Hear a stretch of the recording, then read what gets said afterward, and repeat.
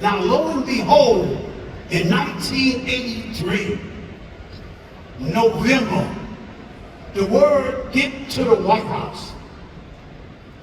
Nancy Reagan was working on a program, Just Say No. And my message got to her. Wow. They said, we want to bring Mr. T to the White House. And do you know, nobody believed me? So they called the president of NBC. They said, we want Mr. T at the White House next week. I told everybody, man, the White House called me. They want me there. Man, you ain't going nowhere. I said, man, it was guys on the 18 that believed me. Man, what kind of stuff is that? But they believe me now. So anyway, you know, and the funny part about that, I call it funny, you know, what I tell people is always being good. First they invite me. Then, this is the funny part. When they check my background, you know, because you got to have a security clearance to be to the White House. Some of you might not know what I'm talking about. If you Google Mr. T and Nancy Reagan, you see me at the White House. I was dressed up like Santa Claus, and Nancy Reagan sat on my lap. Wow. And I gave her a Mr. T doll. That's some dolls back there for y'all, you know. So they checked my background. Going on the south side of Chicago, they checked it in. No police record, no break-in robbery, no. Wow, let's check it again. Mr. T.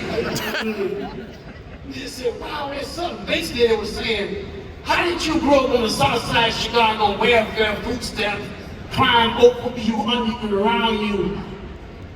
How did you escape? I said, I didn't escape. I love my mother too much. I love my mother too much. I got an advice in school because kids wanted me to go against my mother's teaching. I love my mother because my mother used to scrub floors. She didn't say rob nobody. She scrubbed floors so I could go to school. My mother didn't scrub floors so I could be a thug, so I could break into somebody's house.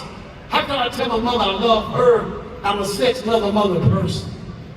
And I'm gonna tell you something. I told you about being a wrestler, football player, and all that. And that's my message to the kids. Don't let somebody call you a bad name and you got to prove that you're not that. Guys called me a sissy. And I was a wrestling champion. I could have ripped their throat out. Calling me a sissy. Why? Because I wouldn't steal. Because I wouldn't break in nobody's house. I'm proud I never stole nothing. So I'll be a sissy in their book.